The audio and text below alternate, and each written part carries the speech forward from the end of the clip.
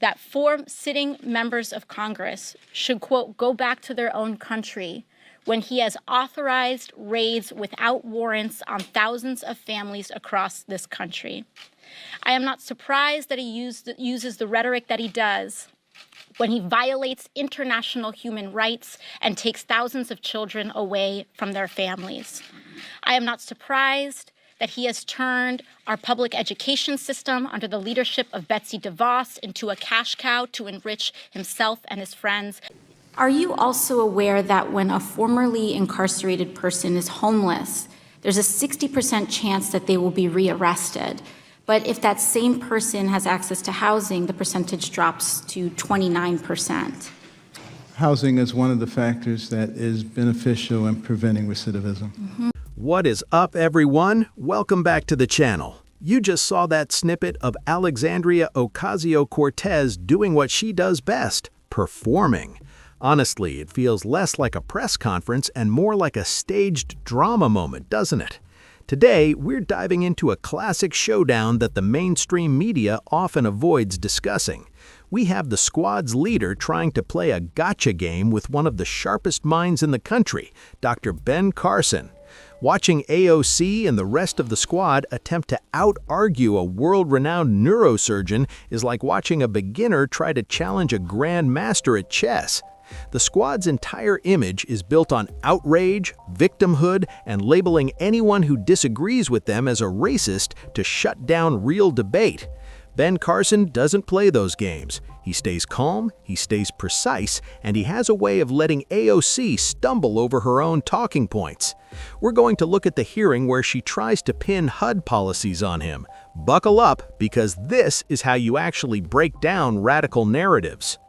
Secretary Carson, in December 2017, you delivered a keynote at the Manhattan Institute where you stated, quote, the war on poverty sometimes conflicted with the war on drugs, which often dealt harshly with nonviolent offenders, taking men away from their families and disproportionately affecting minority communities. Are these your words?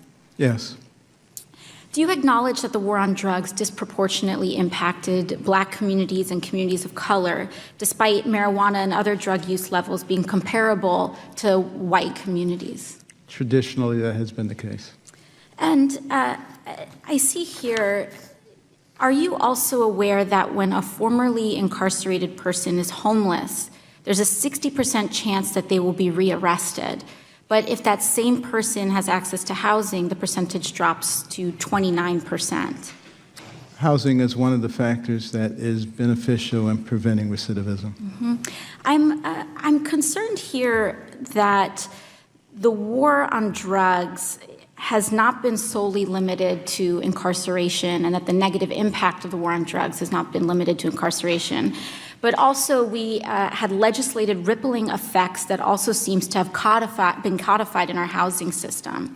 Are you aware of HUD's one-strike rule, which evicts tenants for a single incidence of criminal activity, no matter how minor, with no holistic review?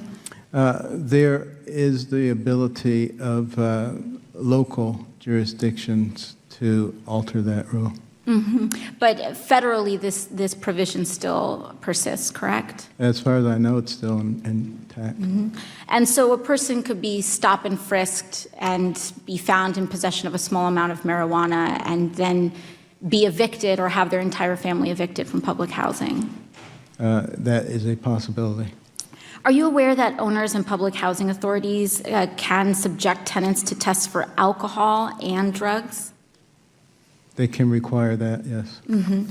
And I see here that we also have no-fault policies where an entire family can be evicted for the criminal activity of a guest of the household, even without the knowledge of anyone in that household. Are you aware of that provision as well? The use of such activity is extremely limited, if ever used. Mm-hmm. But they are still codified in federal law, correct? Is it on the federal books? As far as I know, it's been on the books for many, many years. Mm-hmm. Do you support reversing some of these provisions? Do I prevent which provisions? Say the no-fault policy. I can talk about that on individual cases if you have an example that you want to talk about? Well, I'd say, would you support being able to move some of these policies over to a more holistic review? You know, you yourself asked for case-by-case consideration. Should that case-by-case consideration be codified in federal law instead of having blanket one-strike or no-fault policies? I'm always in favor of more flexibility.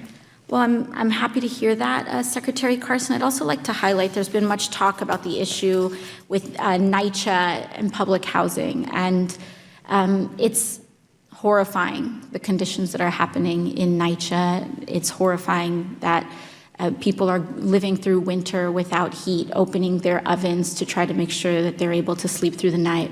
But I think it's important to notice that this is not about throwing more money to the problem. This is about throwing the money at the problem. NYCHA and public housing across the country has been starved by members of Congress for over 15 years. And that deficit has built up for many, many years, which has led to, in New York City alone, a $32 billion price tag to make sure that we get people basic heat, hot water, and so on. And I don't think that, no matter what policy changes we make, you can't take food away from a child and then not understand why they can't or don't eat.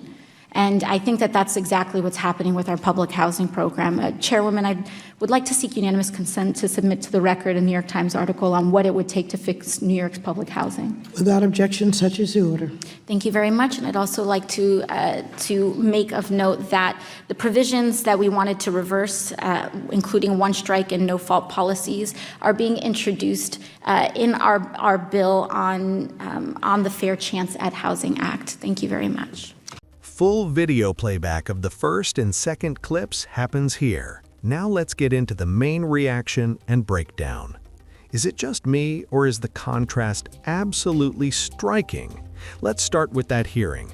You see AOC sitting there with carefully prepared binders, trying to lecture Dr. Carson about the one-strike rule and public housing. She works hard to frame these policies as targeted attacks on minority communities. But look at Carson's reaction. He's completely unfazed. Why? Because he knows the history. He knows these policies didn't start with the Trump administration. Many of them have existed for decades and were signed into law by the same Democrats AOC claims to represent. Here's the key point. The squad loves to talk about compassion, but their version of compassion keeps people stuck in long-term government dependency. They argue it should be harder to remove criminals from public housing. Think about that for a moment. Dr. Carson focuses on the safety of families living in those buildings, hard-working people who don't want to live next to crime. AOC wants to shield repeat offenders. Carson wants to protect law-abiding citizens. That's the difference between performative politics and real leadership. Then we move to the rally clip. This is where Dr. Carson, in his calm way, makes a powerful point. He calls out real racism, and he's right. The most racist thing you can do is tell someone that because of their skin color, they must think a certain way, vote for a specific party, or adopt certain beliefs. The squad attacks Ben Carson because he proves their narrative wrong. A world-class surgeon and cabinet secretary with conservative values challenges their claims of systemic limitation. That's why they go after him so aggressively. They're not afraid of his policies, they're afraid of what he represents. Carson highlighting Trump's actual record sealed the argument. HBCU funding, opportunity zones, and the First Step Act are measurable outcomes. AOC offers tweets and emotional photo ops, while Carson and Trump point to record-low black unemployment. It's a tough look for the squad. They show up hoping for a viral moment and instead run straight into common sense. Ben Carson doesn't need to shout. He speaks plainly, and the truth does the rest. And as we've seen, the truth is kryptonite to figures like AOC.